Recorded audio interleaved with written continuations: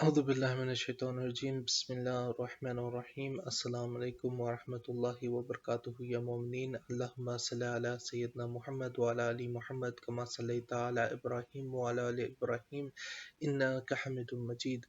So today's video is going to be upon when you're a narcissist or when you're a cult leader, you get other people to do your dirty work.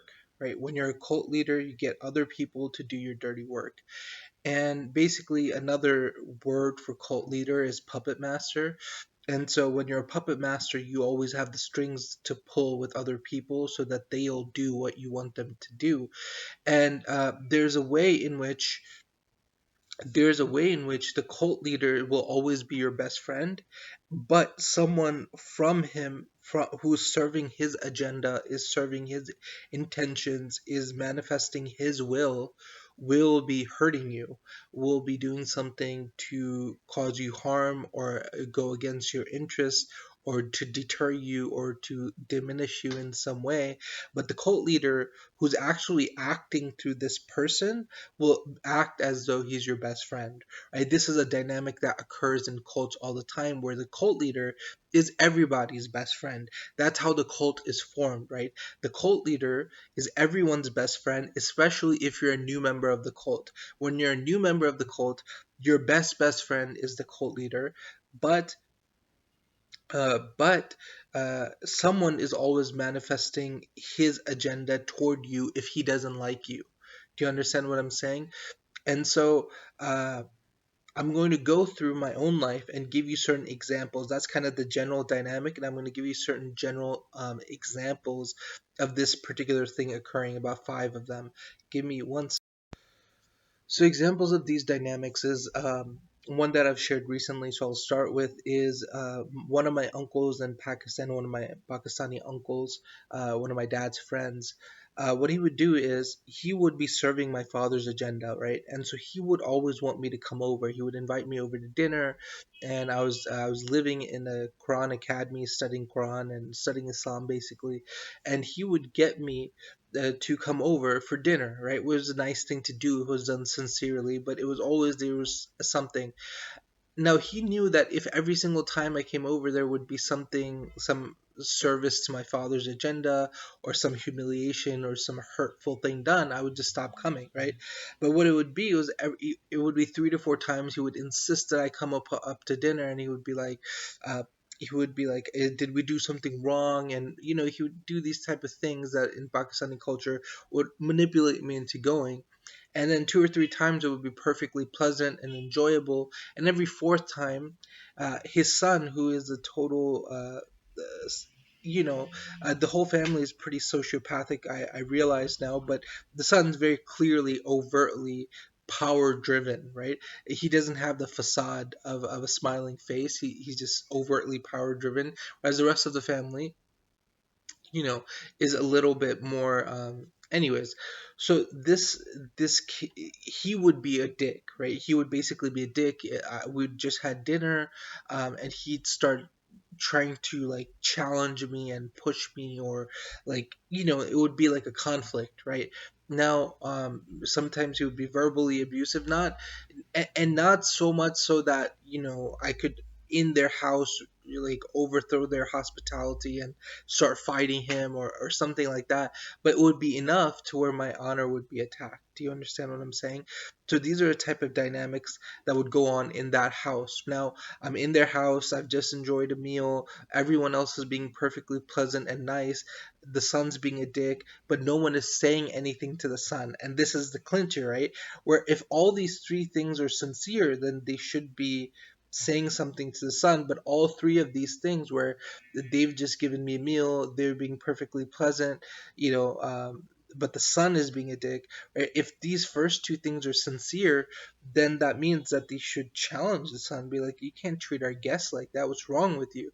But they don't, because these three things are meant to entrap you so that this can happen, so that this can happen. Do you understand? And this is kind of the dynamics of narcissism. You can see them here. or like a cult, right? This is how a cult functions, where some people will kind of entrap you through their nicety, and then another person will be designated to kind of hurt you while you're entrapped by the decency, right? You're entrapped by your own decency, your own civility, so they're going to hurt you through that. And there's one person who is like the father of the family, who's serving my father's agenda, and who this kid is acting through, right? Acting so my father is the principal.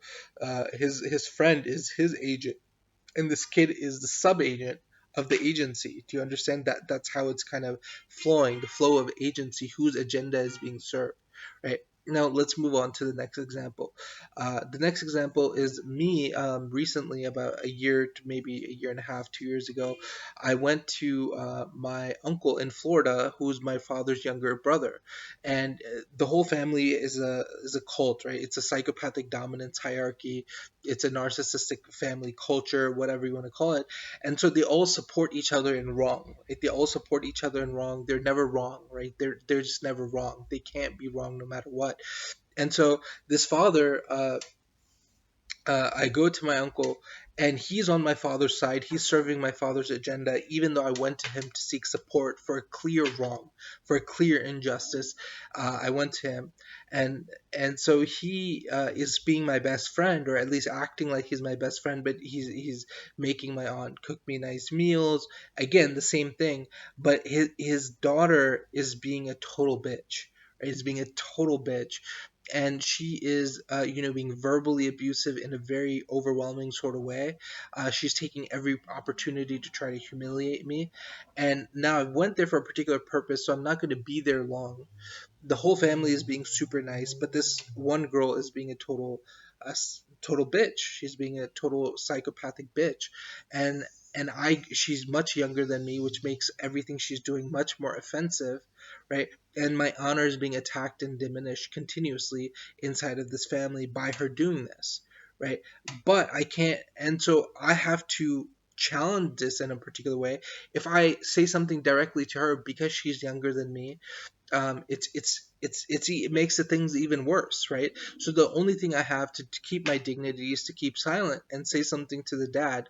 And so I subtly say to him, uh, you know, um, she, do you want me to reprimand her, or are you going to reprimand her, or something like that? You know what I'm saying? And so he takes the hint that, I'm not going to keep. Then he gets her to kind of stop. But this is after a whole weekend of her doing this type of thing. Do you understand? Now she's serving her father's agenda. The father's acting like my best friend. The father is serving my father's agenda. And my father is serving his older brother's agenda in everything that's kind of happening. And this is the flow of agency. And so you have to trace this in cults. You have to be able to trace the flow of agency, because it occurs in this weird sort of way, where the people who actually want to hurt you, who have the power and the influence in the cult, are not going to act directly. They're always going to act that someone else is going to take up their agenda in order to please them, and to say, to try, they're going to be the person to directly hurt you, so you can never directly attack the psychopath who's directing things, right? That's like the Godfather, basically. Now, the third person, like my father. Now, I'll give you an example of my father. So one time, I was about 24 years old.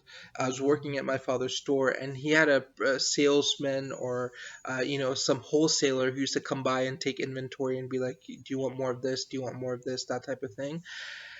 And he came, and my father had already talked to me about him, and I could see as soon as the man came a big smile on my father's face. And this is like the mean kind of smirk, narcissistic smirk face that my father gets, and I knew there was something up. And so my father comes and introduces me to him and kind of walks away, and the guy keeps talking to me, and all of a sudden he's saying all these really mean and obnoxious things to me, but not kind of indirectly. He's saying all these mean and obnoxious things indirectly to me. And it's kind of like, I don't even know this person, right? Why would he say these things to me? He's saying them to me because my father has kind of preloaded the person. My father is not saying these things, but that person is saying them to me for this person. Do you understand? And so it's this agency thing. And now, like in the other examples, right, you see there's a clear hierarchy. The older brother, my father's older brother, my father's younger brother, his daughter. Right? You see this clear hierarchical agency, right, going. But here it's also two narcissists or two sociopaths will just work for each other also, right? Like if my father's done favors for this guy in the past, this guy knows what to do to make my father happy, right? To jack off my father, so to speak, right? This guy knows that my father has done favors for him, will continue to do favors for him. So when my father leaves me alone, he's preloaded with all this information. He, in order to please my father, is willing to do these things to me. And because my father didn't directly commit, on some level, my father knew that this person is going to say these things to me, but because he didn't directly command it for a narcissist, it's also affirmation. Look, all the things that I always say to you, or you don't want to listen, that guy said it, right? That guy said it too. But why did he say it? How does he even know anything about me to say to me? Oh, well, he must, it doesn't matter. But because this third person said it to me, even though my father had preloaded to it, it affirmed my father's sense of reality. Do you understand what I'm saying? And it's like it's this weird situation. Do I confront the stranger and make a scene? And the thing is, sir, the thing is that when you become when you become exceptionally, when you suffer this type of abuse, it becomes difficult to challenge these type of people in a calm way. It becomes increasingly difficult because it's like you've suffered this so much. It's like, and this person is a stranger, right? They should treat you with respect. You're treating them with respect. They shouldn't be diving into all these type of things with you. You don't even know this person, right? um, but because they have permission from your father, who they do know, they feel comfortable doing it to you.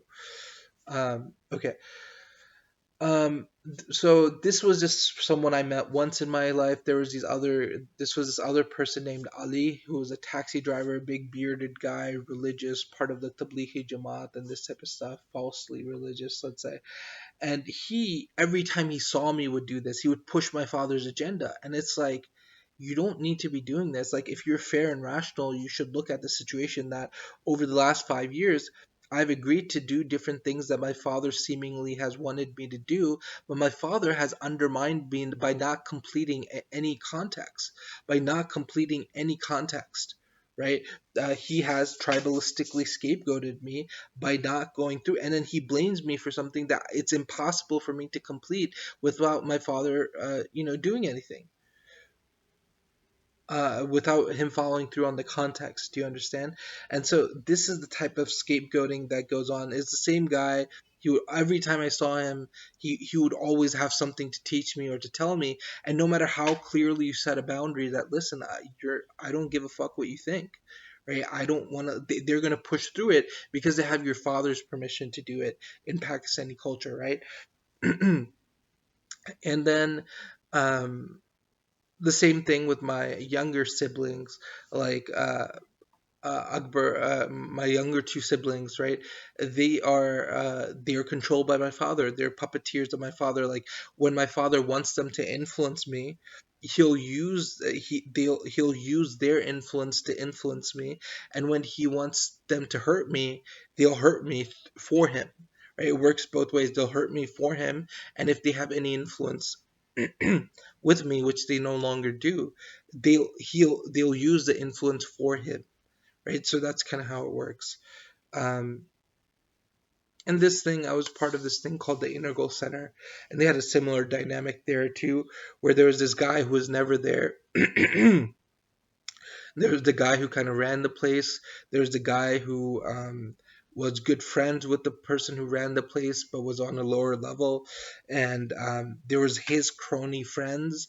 And so if you didn't get along with the crony friends, then you didn't get along with this lower level person. You didn't get along with the person who ran the place, and you didn't really get along with the person who was really running it or who it belonged to, right?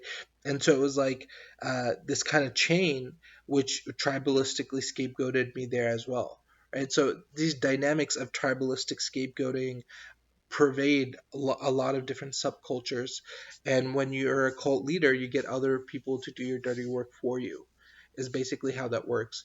I'll talk to you soon. Assalamu alaikum wa rahmatullahi wa barakatuhu.